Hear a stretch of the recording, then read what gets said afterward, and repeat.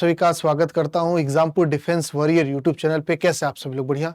Navy SSR MR 01/2027 और 02/2027 दोनों का नोटिफिकेशन आउट हो चुका है और साथ में परमानेंट वैकेंसी मेडिकल असिस्टेंट का भी आ चुका है। मेडिकल असिस्टेंट परमानेंट वैकेंसी उस पर अलग से बात कर लेंगे क्योंकि उसका थोड़ा स्ट्रक्चर अलग है, कह दीजिए उस पर एलिजिबिलिटी अलग लागू हो जाती है, तो सब चीज़ें थोड़ी सी उसकी अलग है सिलेबस पॉइंट ऑफ व्यू से, तो उस पर मैं अलग से बात कर लूंगा। फिलहाल हम जो अग्निवीर वाला सेक्शन हमारा है उसकी हम बात करते हैं, जो रेगुलर वैकेंसी आपकी आती है इनटेक 1 इनटेक 2 इस फॉर्म में। तो नेवी 2027 का वैकेंसी आ गया, एक तरीके से आप इसको समझेंगे, नोटिफिकेशन आउट हो चुका, जिसका फॉर्म 14 तारीख से भरा जाएगा। तो उसी को लेकर पूरी बात करने आया हूं इस वीडियो के अंदर, जहां पे हम क्या क्या बात करेंगे कि पोस्ट कौन कौन सी होती, क्या क्या आपको बेसिकली काम करना होता है, जॉब प्रोफाइल क्या होती है, आपको ज्वाइनिंग के बाद क्या क्या करने का मौका मिलेगा, क्या शिप चलाने का मौका मिलता है, युद्ध लड़ने का मौका मिलता है, कुछ और है, ठीक है, वो पूरा बात करेंगे।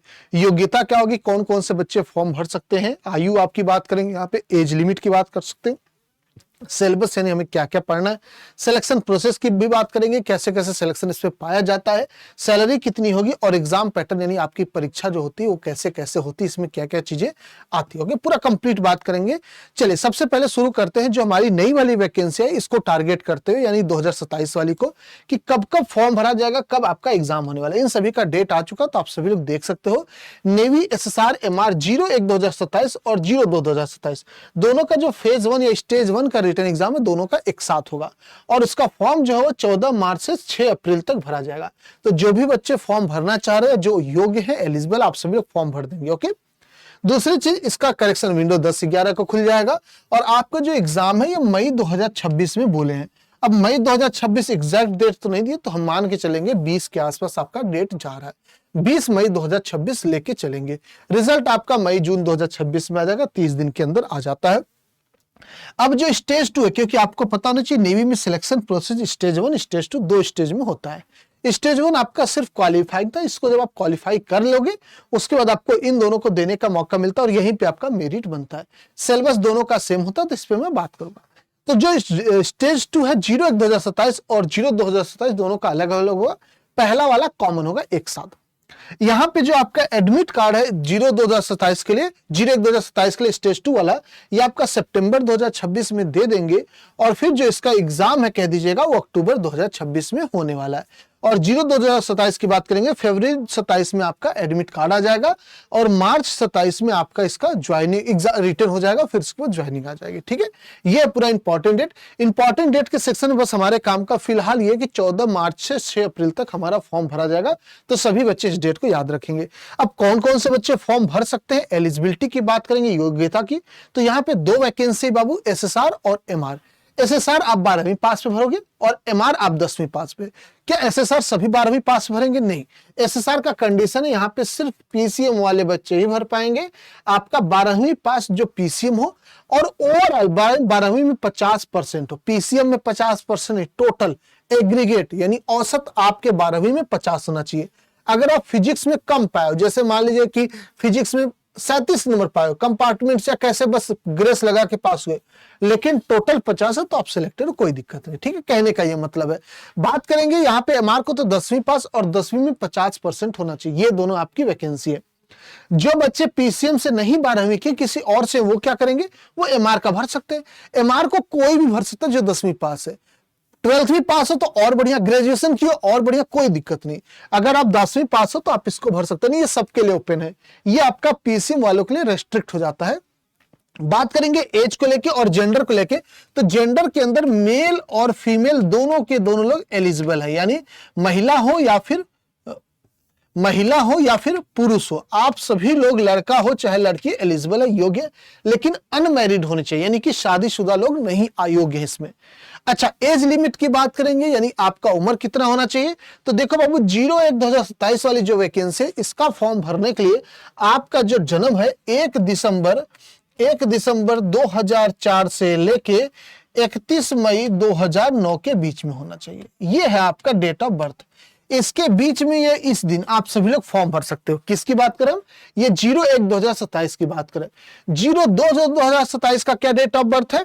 ये है 1 मई 2005 से लेके आपका है 31 अक्टूबर 31 अक्टूबर 2009 ये है आपका डेट ऑफ बर्थ 0-2-2027 के लिए। आप सभी लोग देख लेंगे प्रॉपर तरीके से, ठीक है। और नीचे भी लिखा हो, आप यहां भी पढ़ सकते हैं। बात समझ में आ गई सबको। अब आगे बात करेंगे, मेल फीमेल मैंने बता दिया सभी लोग योग्य हैं। नेक्स्ट बात करेंगे सिलेक्शन प्रोसेस, यानी इसमें आप कैसे सिलेक्शन पाते हो। तो देखिए यहाँ पे 2 स्टेज होता है और दोनों में रिटन होता है, इंटरव्यू वगैरह नहीं है जैसे एयरफोर्स एनडीए इन लोगों में होता है। यहाँ पे 2 स्टेज होगा, दोनों में रिटन होगा। अच्छा, ऐसा नहीं कि प्री मेंस टाइप का जैसे यूपीएससी में होता है, वो नहीं होता है। यहाँ पे सेम ही ऑब्जेक्टिव क्वेश्चन ही आते हैं, दोनों में आते हैं और दोनों में सेम लेवल के आते हैं वही क्वेश्चन। फिर 2 जगह क्यों लेते सर, एक ही से क्यों नहीं करते। देखिए पहले नेवी की जो वैकेंसी आती थी ना, तो एडमिट कार्ड सबका नहीं आता था, बहुत कॉमन होता था। जब आप किसी से ऐसे बच्चे से बात करें जो 10 साल 12 साल पहले नेवी का एग्जाम दिया, तो यही पूछता एडमिट कार्ड आया क्या तेरा, क्योंकि 90, 94, 95% बच्चों के एडमिट कार्ड आते जिनका परसेंटेज होता था, वो 12वीं के परसेंटेज पे एडमिट कार्ड भेजा करते थे। तो हुआ यूं कि कोर्ट में केस गया और उस पर बात हुई कि आपने नोटिफिकेशन में दे रखा है कि 50% एलिजिबिलिटी योग्यता, फिर आप 95% वालों को क्यों बुला रहे हो। तो उन्होंने कहा ठीक, हम एक रिटन एग्जाम कंडक्ट करा लेते हैं। तो ये सिर्फ एडमिट कार्ड लाने के लिए एक तरीके से समझिएगा, ये क्वालिफाइंग इन नेचर है और इसको एसएससी ही कंडक्ट कराएगा, ठीक है। इसमें सभी लगभग पास हो जाते हैं, ये कोई बहुत बड़ी अचीवमेंट नहीं, लेकिन हाँ फिर भी थोड़ा मोटिवेशन तो आता है अगर आप सेम सिलेबस को निकाल रहे हो अच्छे से। तो ये आपका जो स्टेज 1 का रिटर्न है, ये सिर्फ क्वालिफाइंग इन नेचर, आपको इसको क्वालिफाई करना है। ये आपका एग्जाम ऑनलाइन होता है बेटा, सभी स्टेट का अपना अपना कट ऑफ निकलता है, मेल फीमेल एसएसआर एमआर ऐसे 4 आपके रिजल्ट निकलते हैं, ठीक है। आपको पर्सनल अपने मिलते, सबका कोई नहीं देख सकता, ठीक है। एमआर का मेल फीमेल का अलग निकलता है, एसएसआर का अलग अलग, वो भी हर स्टेट का अलग अलग। तो रिजल्ट बहुत कॉम्प्लिकेटेड, बहुत बड़ा होता है इनका। यहां पे निगेटिव मार्किंग आपकी होती है। स्टेज 2 की बात करेंगे, यहां पे आपका पीएफटी फिजिकल फिटनेस टेस्ट, यहां पे दौड़ पुशअप ये सब चीजें हो जाती है। और उसके बाद आपका रिटन होता है। रिटन दोनों का सिलेबस सेम है बाबू, ये नेवी कंडक्ट कराता है, अपने ऑफिस पे अपने कह दीजिएगा हेडक्वार्टर पे, वहां बुलाते, जो भी बेस रहता है वहां पे, वहीं पे आपका रिटन एग्जाम कराएंगे। और ये हमारा ऑफलाइन होता है बाबू, क्या होता है, ऑफलाइन होता है। और यहां पे निगेटिव मार्किंग नहीं होती है, ओके। फिर मेडिकल आपका उसी दिन, हालांकि उस दिन नहीं हो रहा, आप 2-3 दिन बाद 4 दिन बाद आपको मेडिकल के लिए बुलाएंगे। ये है पूरा आपका प्रोसेस। यहीं पे आपका डॉक्यूमेंट भी चेक करते हैं। अब डॉक्यूमेंट से ही याद आया, कुछ बच्चों का ये डाउट होता है सर हम 10वीं में का भी एग्जाम देंगे, 12वीं का देंगे, क्या हम फॉर्म भर सकते हैं। हाँ, नेवी ने ये चीज क्लियर कर दिया था पिछली बार, अगर आप अभी एग्जाम इस महीने दे भी रहे हो ना, तो भी आप फॉर्म भर सकते हो, या अभी दिए हो रिजल्ट नहीं आया तो भी आप फॉर्म भर सकते हो। बस ध्यान रहे, स्टेज 2 में जब आप जाओगे तो आपके हाथ में एडमिट कार्ड होना चाहिए, ठीक है। स्टेज 1 में एडमिट कार्ड नहीं लगेगा। यानी आप कह सकते हो यदि आपका रिजल्ट सितंबर 2026 तक आ जाता है, वो भी सितंबर नहीं अक्टूबर बोलिए, सितंबर 2026 से बुलाया जाएगा लोगों को, अक्टूबर 2026 तक आपका रिजल्ट आ जा रहा आपके हाथ में, तो आप एलिजिबल है। क्योंकि जब स्टेज 2 में जाएंगे वहां पे आपको ले जाना पड़ेगा, यहां पे कोई जरूरत नहीं है। तो जो भी बच्चे अभी 12th का एग्जाम दिए हैं या देंगे, आप सभी लोग इसका फॉर्म भर सकते हैं, ठीक है। एसएसआर एमआर में दोनों की बात करूं, आगे बात करेंगे हम सभी लोग। कुछ बच्चों का ये भी तो सर 12th हम फेल हो गए किसी कारण से, लेकिन 10वीं पास है, तो क्या भर सकते हैं, बिल्कुल भर सकते हैं, 50% होना चाहिए। एक और डाउट आता है सर हमारा 10th में ना सिर्फ 49% था, 49%, लेकिन सर 12th में 55 है, क्या मैं एसएसआर का भर दूंगा। हाँ, आप एसएसआर का भर रहे हो तो 12वीं का परसेंटेज देखना, एमआर का भर रहे हो तो आप 10वीं का देखना, बस इतना, ठीक है। दोनों का नहीं देखना परसेंटेज। बात करेंगे सब्जेक्ट कौन कौन सा आएगा, सिलेबस क्या है हमारे पास जिसको हमें पढ़ना है। तो यहाँ पे 2 वैकेंसी जाहिर सी बात, तो एसएसआर का अपना अलग सिलेबस है, एमआर का अलग है। एसएसआर के सिलेबस में मैथ आता है 25 नंबर, इंग्लिश आता है आपका 25 नंबर, साइंस आपका 25 और जनरल अवेयरनेस यानी सामान्य अध्ययन ये आपका 25 आता है। अब इसको अगर डिवाइड करेंगे तो 25-25 सभी नहीं होते, यहाँ पे टोटल 6 सब्जेक्ट होते हैं। यहाँ पे 4 आपको दिख रहा है, मैं इसको डिवाइड कर देता हूँ अलग अलग कैटेगरी में जहां से पूछे जाते हैं। देखिए, सबसे पहला कैटेगरी मैथ आपका 25 का 25 आता है, इंग्लिश 25 का 25। यहाँ पे साइंस के अंदर आपका 20 क्वेश्चन फिजिक्स से आता है बेटा, और 5 क्वेश्चन कहां से आता है, 5 क्वेश्चन साइंस से बोल दीजिएगा। साइंस का जब मतलब बोल रहा हूं मैं, तो इसका मतलब 10th तक का केमिस्ट्री बायोलॉजी के मिला के क्वेश्चन रख देते लोग, जैसे विटामिन वगैरह का डाल दिए, बायोलॉजी से हार्ट से कोई डाल दिया, ब्लड से कोई डाल दिया ना, ब्लड ग्रुप वगैरह ये सब कर देते हैं। और केमिस्ट्री से आपका एलिमेंट, मेटल, नॉन मेटल, ऐसे कार्बन कंपाउंड वगैरह पूछ लेता है, समझ रहे ना, ये क्वेश्चन पूछ लेता है। जनरल अवेयरनेस की बात करूंगा तो इसके अंदर 20 क्वेश्चन जीके के आते हैं, लेकिन जो 5 क्वेश्चन होते हैं वो रीजनिंग के आ जाते हैं, ओके। तो टोटल यहाँ पे 6 सब्जेक्ट है, 2 ये होते हैं, बात समझ में आ गई। बात करेंगे एमआर के अंदर तो 12 आपका अरिथमेटिक मैथ, ये 10th वाला मैथ है बाबू, और 13 आपका साइंस का था, 25 पूरा का पूरा जीके होता है। सर क्या यहाँ पे सेक्शनल कट ऑफ होता? नहीं। जो स्टेज 1 हम बात करते हैं सबसे पहले, तो स्टेज 1 सिर्फ क्वालिफाइंग इन नेचर, यहाँ पे सेक्शनल कट ऑफ का लेना देना नहीं, लेकिन हाँ जो फाइनल वाला सेकंड वाला उसमें बनता है, हालांकि रिजल्ट आता नहीं एग्जैक्ट कि कौन सेक्शन कट ऑफ की वजह से फेल है, कौन ऐसा नहीं दिखाता है, तो नहीं पता चल पाता है। अगर पहले बात करोगे जब रिजल्ट ऐसे आया करता था तब सेक्शनल कट ऑफ था, अभी फिलहाल नहीं है। बट आप ये लेके चलना कि 7-8 नंबर से नीचे किसी सब्जेक्ट में नहीं जाना, बस इतना कोशिश करना। आई थिंक 25 में से 7-8 नंबर लाना कोई बहुत बड़ा टास्क नहीं है। ओके, बात समझ में आ गई। तो ये है आपका सिलेबस। अब एग्जाम कैसे होता है आपका, तो एसएसआर में आपको 60 मिनट मिलता है और एमआर में आपको सिर्फ 30 मिनट मिलता है। यहां पे भी एक क्वेश्चन 1 नंबर का, यहां पे भी, यहां पे 0.25 निगेटिव मार्किंग, यहां पे भी। ये ऑनलाइन एग्जाम की बात कर रहा हूं, यानी मैं स्टेज 1 वाले की बात कर रहा हूं। स्टेज 2 में ये नियम नहीं लगता। फिर स्टेज 2 कैसा होता है सर, बता दे रहा हूं। स्टेज 2 में आपका 60 मिनट का पेपर था, एक क्वेश्चन 1 नंबर का, और यहां पे निगेटिव मार्किंग नहीं होती। यहां पे ओएमआर सीट आपको फिल करना होता है, आप बैठ के देते हो एग्जाम और वहीं पे ओएमआर सीट फिल करके आप दोगे, ठीक है। यहां पे भी आपको निगेटिव मार्किंग नहीं होती स्टेज 2 वाले में, जहां से आपकी मेरिट बनती। स्टेज 1 पे मेरिट नहीं बनती, वो सिर्फ क्वालिफाइंग। ओके, क्लियर है। आगे बात करेंगे, जब आप रिटन दे दोगे फेज 1 का, उसके बाद आपको फेज 2 स्टेज 2 में बुलाया जाएगा और वहां पे आपको कराया जाएगा फिजिकल। फिजिकल के अंदर आपको 1.6 किलोमीटर दौड़ना है, चाहे मेल हो फीमेल आप सभी को दौड़ना है। 1600 मीटर जिसको बोल सकते हैं 2 मील बोल सकते हैं। 6.5 मिनट में लड़के अपनी दौड़ पूरी करेंगे और 8 मिनट में लड़कियां। अगर आप सिलेक्शन पाना चाह रहे हो तो आप ये याद रखना कि लड़कों को दौड़ सिर्फ और सिर्फ 6 मिनट में कंप्लीट करना। 30 मिनट पहले आपकी दौड़ बंद हो सकती है। उनको जितने बच्चे चाहिए होते, अगर मिल गए कॉम्पिटिटिव अच्छा मिले तो 6 पे बंद कर देंगे। और घड़ी लगा के आप दौड़ते नहीं है, अलाउ ही नहीं है कि आप दौड़े देख रहे हो अभी तो बच्चा में कैसे निकाल दिया, घड़ी अलाउड नहीं है। 8 मिनट लड़कियों को दौड़ने के लिए टाइम देते हैं, 7.5 मिनट बेटा आप लोग की दौड़ 100% बंद कर देते हैं। 99% मैं देखा हूं बंद ही कर देते हैं ना, तो आप लोग अपना स्पीड थोड़ा बढ़ा के रखेंगे। उठक बैठक की बात करेंगे, यहाँ पे 20 लड़के करेंगे और 15 लड़कियां करेंगे। पुशअप 15 लड़के करेंगे, 10 लड़कियां करेंगे, और बेंट नी सीटअप 15 लड़के करेंगे, 10 लड़कियां करेंगे। ये फिजिक्स से आपको गुजरना होता है, ये फिजिकल क्राइटेरिया आपको क्वालिफाई करना होगा। यहाँ पे नंबर वगैरह नहीं बनता जैसे आर्मी वगैरह पे बनता है, यहाँ पे ये सब चीजें नहीं है। यहाँ पे सिर्फ ये क्वालिफाइंग है, आपको इसको पास करना है। बात समझ में आ गई। यहाँ पे मेरिट सिर्फ और सिर्फ रिटन पे बनता है। अगर बात करेंगे हाइट वगैरह की, तो ऑफिशियल नोटिफिकेशन भी मेंशन किया और 2 साल 3 साल से पिछले रिकॉर्ड है। मेल हो चाहे फीमेल हो 157 सेंटीमीटर हाइट मांगता है। अब मैं ऑफिशियल नोटिफिकेशन ये सब के बोल रहा हूं क्योंकि अगर आप अभी गूगल पे सर्च करोगे कि नेवी एसएसआर या नेवी एमआर फीमेल हाइट, तो वहां पे लिखा है, ऑफिशियल वेबसाइट पे लिखा है 152 सेंटीमीटर, जो कि गलत है, मैं बता दूं। 157 सेंटीमीटर आपकी मांगा है।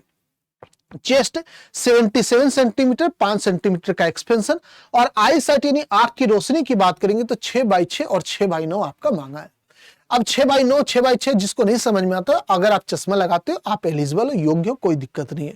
जैसे मैं लगाता हूं, मैं फॉर्म भर सकता हूं, मैं मर्चेंट नेवी वगैरह क्वालिफाई भी किया और ट्रेनिंग भी किया। होता क्या ना, आप ये समझिएगा -0.75 अगर आपका पावर है तो आप यहां तक इस हद तक एलिजिबल है। इसको क्रॉस कर दिया तो किसी कीमत पे नहीं हो सकते। जो कंफर्टेबल होते हैं -0.25, अगर आपका आई साइट -0.25 है तो आप एलिजिबल हो, कंफर्टेबल, कोई दिक्कत नहीं। उसके बाद जितना डाउन होते रहते उतनी दिक्कत आती है। ठीक है, बात समझ में आ गई आप लोगों को। चलिए, बाकी आपको मेडिकल वगैरह में हाइट वेट टेस्ट हो जाता है, हेल्थ टेस्ट हो जाता है, फिजिकल टेस्ट हो जाता है, आपको प्राइवेट पास टेस्ट हो जाता है। ठीक है, ये सब चीजें होती है। मेडिकल पे मैं अलग से वीडियो कर दूंगा। अब सैलरी की अगर मैं बात करूंगा कितने पैसे आपको मिलेंगे, तो ये आपका पता होना चाहिए, अग्निवीर के तहत है। अब अग्निवीर के तहत है, लेकिन इससे अच्छी वैकेंसी आपको लाइफ में नहीं मिलेगी। क्यों, आपको पता होना चाहिए। ये नहीं तो मैं आपको बता दूं, जब आप ज्वाइनिंग करने जाओगे, जब कॉल लेटर आपके पास आएगा, स्टेज 2 क्वालिफाई करने के बाद की मैं बात करूं आगे, तो वहां पे आपसे एक फॉर्म भरवाया जाएगा और उस फॉर्म के अंदर मर्चेंट नेवी को लेके इंफॉर्मेशन होगा और एक बॉक्स आपको टिक करना होगा। स्टेज 2 में अब इंक्लूड कर दिया, पहले फाइनल में होता था, अब स्टेज 2 में भी इंक्लूड कर दिया उसने। आपसे वो टिक करवाएगा, क्या आप मर्चेंट नेवी में इंटरेस्टेड हैं, तो आप उसको बस टिक कर देना। उससे क्या होगा, जब अग्निवीर के तहत आप निकलने की कोशिश करोगे, निकलोगे, या आपका मन के चलो मैं निकलता हूं, तो आपको मर्चेंट नेवी वाले डायरेक्ट भी कांटेक्ट करेंगे। देखिए 4 साल पूरा हो गया, आप आ जाइए, हमारा आई थिंक 9 महीने का डिप्लोमा होता है, 12 महीने का होता ऑफिशियली भी, लेकिन 9 महीने से 6 महीने से 9 महीने के बीच कंप्लीट करा देते हो। आप डिप्लोमा कर दीजिए, आपको हम नौकरी दिलवा देंगे, या फिर आप ग्रेजुएशन कर लीजिए 2 साल, तो नौकरी दिलवा देंगे। तो मर्चेंट नेवी का भी ऑप्शन, जहां पे सैलरी बहुत ज्यादा हाई मिलती है। अग्निवीर के थ्रू जाएंगे तो आपको बहुत अच्छा मिल जाएगा, मतलब प्रमोशन भी एक तरीके से कह दीजिए और सपोर्ट भी मिल जाएगा आपके डॉक्यूमेंट से। दूसरी चीज है, जो आपको अग्निवीर का सर्टिफिकेट मिलेगा ये ग्रेजुएशन के बराबर होगा। तो आप जैसे यहाँ पे ग्रेजुएशन करते 2-3 साल 4 साल, जो भी, अगर बीटेक वगैरह में जाए 4 साल, बाकी इन सब में बीए बीएससी वगैरह में 3 साल आपका, तो उतने में अगर आप नौकरी कर लोगे, पैसे भी आ जाएंगे, आपको एक्सपीरियंस भी मिल जाएगा और उसके इक्विवेलेंट आपको सर्टिफिकेट भी मिल जाएगा, तो वो भी बेनिफिट है। इसके साथ साथ रिटायरमेंट के टाइम पे आपको 11,71,000 रुपए मिलेगा और सैलरी अलग से मिली जो मिलेगी। उसके बाद आपका 20% कोटा आपको दे दिया गया, UP police, Delhi police, Haryana police, Rajasthan police, Madhya Pradesh police, सब में मिल गया। बीएसएफ में 50% वैकेंसी आपके रिजर्व हो गई, जहां पे सिर्फ और सिर्फ आपको रिटन देना है, आपका फिजिकल हटा दिया गया, 3 साल की एज रिलैक्सेशन, ये सभी एग्जामिनेशन में आपको मिल रहा है बेनिफिट। तो बेनिफिट ही बेनिफिट है। अब आप सुन लेंगे इसका सैलरी स्ट्रक्चर। यहां पर आपको पहले साल सैलरी होती है 30,000, जहां पे सैलरी स्टार्ट होगी 21,000 आपके पास आएगी, 9,000 सैलरी सरकार रख लेंगी, यानी नेवी रख लेंगे। सेकेंड ईयर से आपका 23,100 रुपए मिलेंगे, यानी 23,100 रुपीज, जहां पे 9,900 आपका सरकार गवर्नमेंट रख लेगी। 25,580 यानी कि 25,580 रुपए आपको तीसरे साल से मिलेगा, जहां पे 10,995 आपको मिलेगा, बाकी सरकार रख लेगी। चौथे साल से आपकी सैलरी होगी 40,000, जहां पे 28,000 आपको सरकार आपके पास मिलेगा और 12,000 सरकार रख लेगी। अगर इन सभी को जोड़ा जाए, सरकार इतना पैसे हमारे रख ली, इसका क्या होगा 5,02,000, तो इसका डबल करके आपको दिया जाएगा एक्स्ट्रा, और उसमें टैक्स ऐड करके अगर जोड़ेंगे तो 5,02,000 रुपए लगभग आपका सरकार ने रखा है। इसका डबल करेंगे कितना हो जाएगा 10,04,000 रुपए, उसके ज्यादा उस पर टैक्स लगा के 11,71,000 आपको मिलेगा।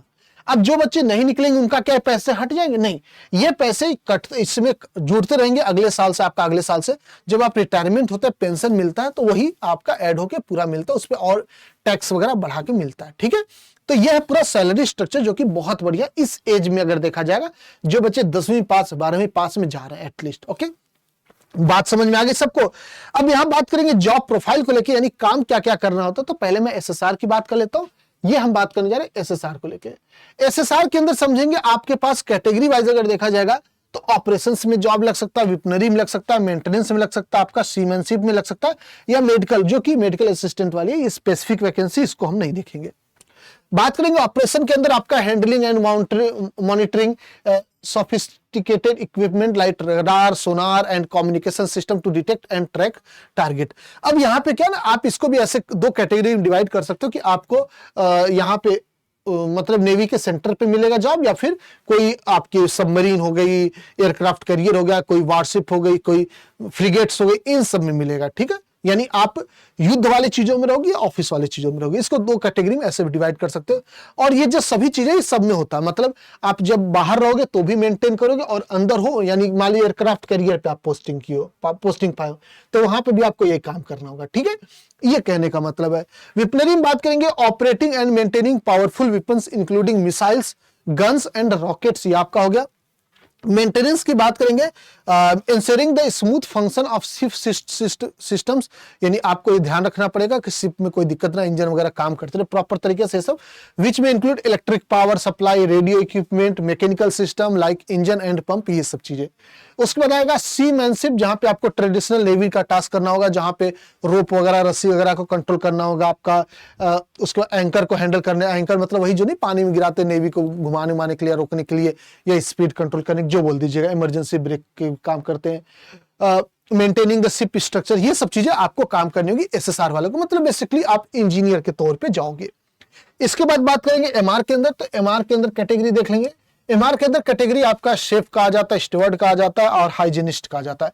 इसके अंदर म्यूजिशियन का भी आता है, लेकिन म्यूजिशियन की अलग वैकेंसी निकलती है, इस वाले में नहीं आती। ठीक है, चले शेफ की बात करेंगे। You are responsible for preparing both vegetarian non vegetarian, मतलब बेसिकली आपको खाना बनाना होगा अकॉर्डिंग टू द रिक्वायरमेंट, ये सब चीजें हैं। अब खाना बनाने की ट्रेनिंग आपको मिलती है, उसका टेंशन नहीं लेना कि आपको आता है कि नहीं आता है। स्टुअर्ड की बात करेंगे, your role involve serving food, आपको मतलब वही मेस में खाना वगैरह देना होगा, हाउसकीपिंग का काम करना होगा।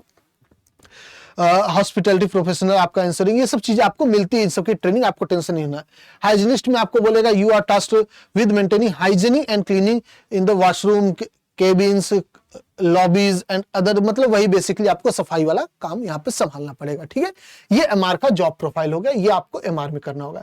एसएसआर एमआर मैंने आपको दोनों का जॉब प्रोफाइल अच्छे से बता दिया, सैलरी बता दिया, सिलेक्शन प्रोसेस बता दिया, एलिजिबिलिटी बता दिया, हर एक चीज मेरे हिसाब से मैंने क्लियर कर दिया। अब इसके बाद कोई डाउट बचता नहीं है। अगर बचता है तो इस वीडियो के नीचे कमेंट कर दीजिएगा, मैं आपको फिर से बता दूंगा।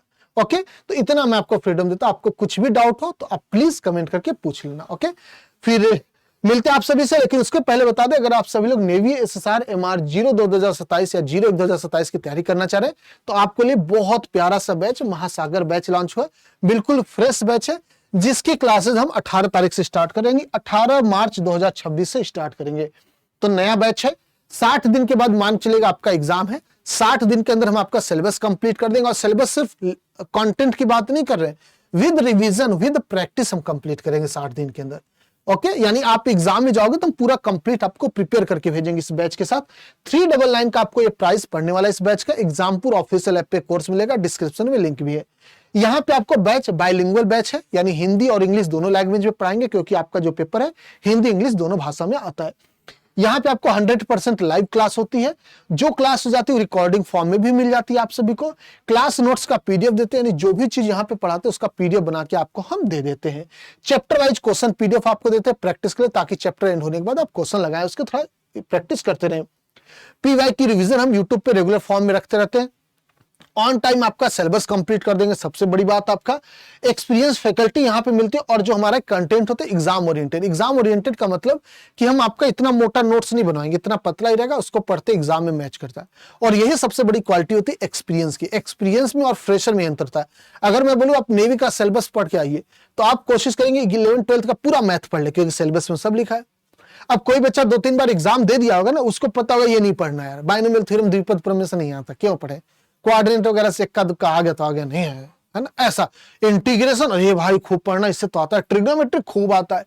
तो ये होता है एक्सपीरियंस। वही चीज कर हम आपको ऑन टाइम सिलेबस कंप्लीट कराएंगे, एक्सपीरियंस फैकल्टी मिलेंगे, और एग्जाम ओरिएंटेड ही कंटेंट रखेंगे जो आपका एग्जाम में आएगा। कितने प्राइस है? 399 में आपको पूरा कंप्लीट बैच मिलेगा। आप बुक लेने जाओगे इससे महंगा पड़ जाएगा पूरा। हम आपको बुक से ज्यादा क्वेश्चन देंगे, लाइव क्लास देंगे, आपको रिवीजन कंटेंट हर एक चीज जो पॉसिबिलिटी आपको पूरा कंप्लीट इसके अंदर सपोर्ट मिलेगा।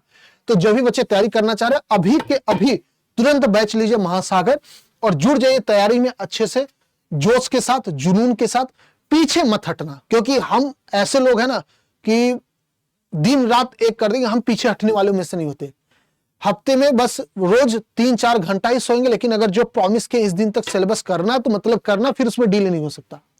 अगर कहीं जाना भी होता है तो मैं रिकॉर्डिंग कर देता हूं कि भाई मेरे को ट्रेवल करना, लेकिन बच्चों को नुकसान नहीं होना चाहिए। 2-2, 3-3 घंटे में रिकॉर्डिंग कर देता हूं, देख लो तुम जल्दी से, क्योंकि मैं ट्रेवल करूंगा उस वक्त नहीं चल पाई, मान लीजिए जैसे ट्रेन वगैरह में प्रयागराज मुझे आना पड़ जाता, वो एक आध दुक्का होता है 2-3 महीने में। तो अगर ऐसा होता तो भी क्लासेस नहीं बंद रखता मैं। यूट्यूब के भले थोड़ी बहुत डिस्टर्ब हो जाते, लेकिन एप्लीकेशन पे ना बाबा ना, बिल्कुल सीरियसली होके बच्चों के साथ। ओके, तो आप सभी लोग बैच ले लीजिएगा, 399 में आपको पूरा कंप्लीट मिलेगा। ये हम लोग फेज 1 फेज 2 दोनों का एक्सेस इसमें देते हैं। एमआर एसएसआर दोनों का अलग अलग आपको नहीं परचेस करना है। मेडिकल असिस्टेंट पे अलग से वीडियो करूंगा, मेडिकल असिस्टेंट में भी यही बैच रहेगा। अगर आप ये बैच लेते हो तो मेडिकल असिस्टेंट की भी तैयारी इसी में होगी। ओके, मिलते हैं। अपना ख्याल रखेंगे, आप अपने घर वालों का ख्याल रखेंगे, हंसते रहेंगे, मुस्कुराते रहेंगे। जय हिंद, जय भारत, थैंक यू।